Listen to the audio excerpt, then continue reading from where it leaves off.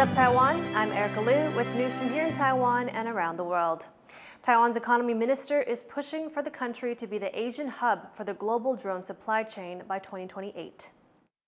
我希望这个亚创中心的厂商能够踊跃的提出申请，那么提升制造能力，期许透过中央部会的资源挹注，那么凯同嘉义县政府共同打造无人机产业聚落，那么加速来推动国内无人机厂商走向国际。 Guo Zhihui was speaking at the Asia Drone AI Innovation and Application Expo in Jiayi County. He says he expects Taiwan's drone industry to be worth over $9 billion by 2028. Taiwan's government and military is emphasizing drone development after seeing Ukraine successfully use drones in its fight against Russia's invasion. The Philippines is condemning China's Air Force for what it calls aggressive action in the skies above the South China Sea. That's after two of its fighter jets fired flares near Philippine aircraft flying near the Scarborough Shoal, an area both countries claim as their own. Although clashes between the two countries' ships are common, this incident has sparked concerns that territorial dispute could expand to the skies. For more on this, our reporter Jaime Ocon spoke to Aaron Matthew Lariosa, a security analyst in Chicago. Aaron, I want to first start off with asking you, how dangerous was this incident where this Chinese aircraft launched flares so close to the Philippine aircraft? You know, there's a pretty big escalation by the Chinese in regards of incidents, and you know, it could be argued that this is part of the trend that we've been seeing since last fall, where the Chinese slowly step up their assertiveness and their aggressive actions against Philippine assets, whether that be aircraft or vessels. You know, the aerial stuff takes kind of a backseat compared to the maritime incidents where we see more severe incidents. But the videos we've seen, right, really drastic change of pace. You know, Chinese aircraft dropping flares and doing evasive maneuvers or disruptive maneuvers in front of other aircraft is not a new thing. I believe there was a recent incident earlier this year with an Australian aircraft, a helicopter. So, you know, it's just very concerning regarding the Philippine scenario. Do you think the Philippines is concerned that tensions in the South China Sea, which are usually between ships, is not going to spread between aircraft in the skies? You know, for sure, that's actually been something that's actually been something that's been on the table, especially when we talk about maritime cooperative activity. So that's basically the term for joint patrols between Manila and other partners such as Canberra, Tokyo, Ottawa now, and now Washington. So you know that when you bring in aircraft into the equation, the Chinese will probably get up there, as we've seen across the Indo-Pacific. So the main issue, of course, with the Philippines is if it really expands to this domain, how exactly do you counter that? We've seen a lot of hard-learned lessons from Taiwan, right? Where like ROCAF gets a bit exhausted because they have to keep getting their planes up and meeting these guys. And when we look at the Philippine aerial domain capabilities, right?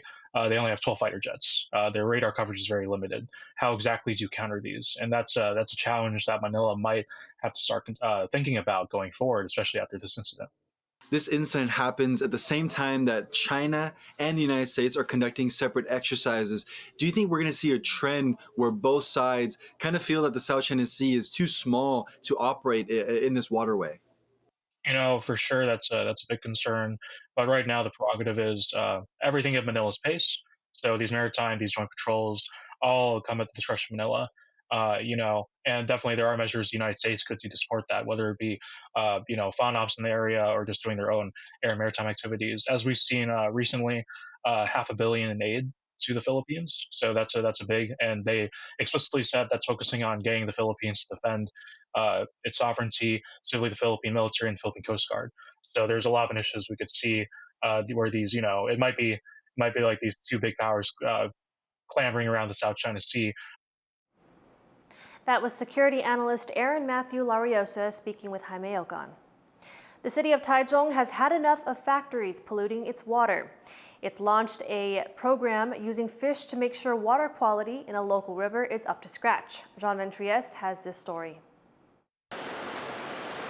In many of Taiwan's urban waterways, like the Taichung Creek in the central city of Taichung, mass fish die-offs are a recurring problem.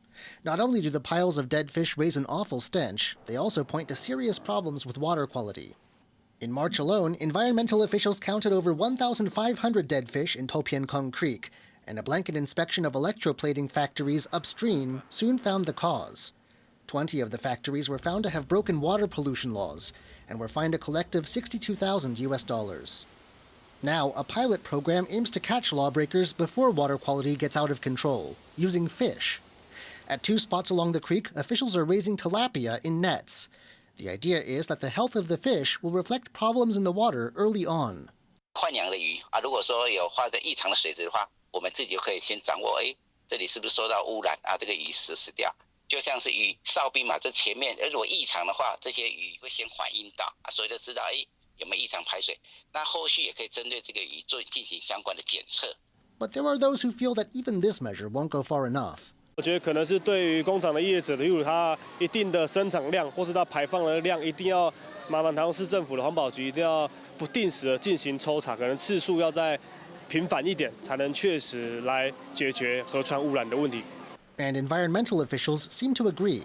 They've also pledged to line the creek with water samplers and security cameras and use AI to spot any dead fish floating along the way. From extremely low-tech solutions to extremely high-tech ones, the city of Taichung is determined to root out polluters on its waterways. Leon Lien and John Van Trieste for TaiwanPlus. Visitors to Taipei's Botanical Garden at night may notice a different atmosphere, one with softer lighting. Irene Lin investigates what's behind the new look and how it's protecting the local wildlife. A soft golden glow illuminating the paths of a city oasis.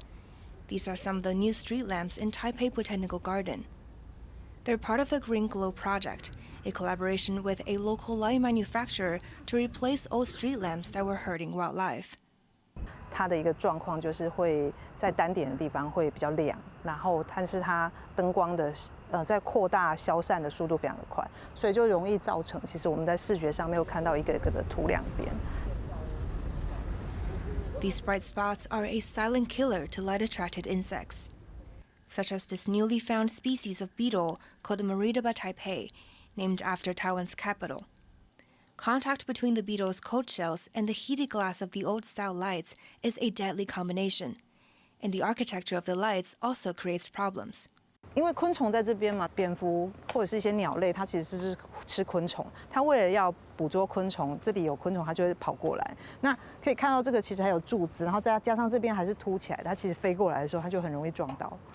Keeping both its wildlife and human visitors safe at night is a priority of the garden, as parts of it are open at night for people to enjoy bits of nature in urban life.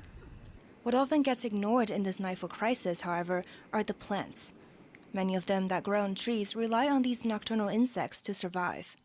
当夜间的光不断的照射的时候，把这些夜间的昆虫吸引过去，其实也是让它丧失了能够晚上被授粉的机会。The new lamps may be a solution. They stand much taller than the old landscape lights and give off a softer glow, so as not to attract bugs while keeping the roads well lit for pedestrians. 3000K 以下的这样子低色温的灯，已经是普遍上面大家认为是比较不容易吸引昆虫的。那我们现在这一批新的灯具呢，我们现在甚至于是用到2700K 的灯具。那这样子的灯具其实是还蛮有效的，是让昆虫聚集的状况是更明显的下降。The garden has also applied the new bulbs to street signs, helping humans and nature coexist in the heart of Taipei. James Lin and Irene Lin for TaiwanPlus. Thank you for watching What's Up Taiwan. You can visit the TaiwanPlus website or follow our social media for more stories from Taiwan and around the world. Finally today, we take you to Colombia, where the city of Medellin is hosting its annual flower festival. I'm Erika Liu. Take care and see you next time.